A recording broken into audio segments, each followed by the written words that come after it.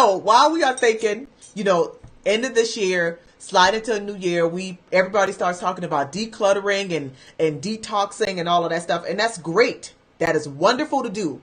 But I don't want you to get so focused on your closet and you forget to detox your mind. You forget to clear out old thoughts and habits and ways and limiting beliefs, getting rid of all of that so that you can go into the next year on your next level. So I've got 4 tips, and these are quick, very simple tips to help you mentally detox. Because it's nice and wonderful to have a clean closet, but if your mind is still a mess, then what good is that? So, step 1 is to stop multitasking. And I am saying this as the empress of multitasking. I am the head multitasker in charge. When you realize that you have too much going on, you are overwhelmed and you just can't even deal, it's time to stop multitasking and focus on one thing. When you are overwhelmed, it's best to focus on one thing at a time. One thing. So don't try to push yourself into doing, okay, I got this and I got this and I got this over here and this up there and that down there. Don't do that to yourself. When you are overwhelmed, you've got to clear some of that stuff out one thing at a time. So stop multitasking. Second tip, simple. Take a break.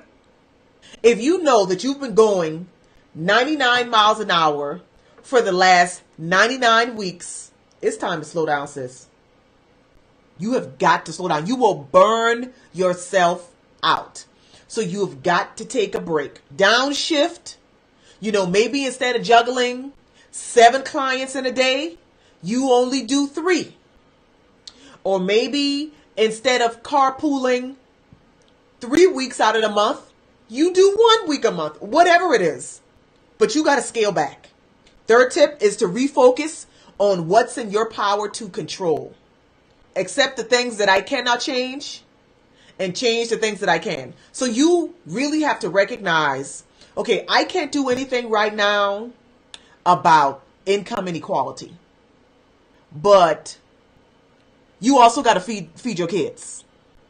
In that moment, when you recognize that you are just clouded with everything going on, it's a good time to refocus on what you can control. What's in front of you right now? What's on your plate right now that you can impact directly? Because income inequality, you might have to wait for an election, maybe some legislation, maybe putting a new person in office. That's a can that you can kick further down the road. But for right now, your kids got to eat. Tip 4 is 2 words. Say no.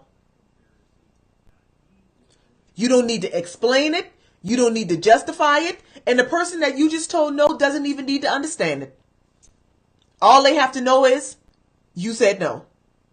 And you have to be okay with saying no for the sake of your mental health, for the sake of your mental well-being. Say no. All these obligations, all of these requirements that people want to put on you, say no to some of those things. 4 simple tips to help you mentally detox. Because while we're thinking about, decluttering and cleaning up our friends list, while you're doing that, don't forget to detox your mind.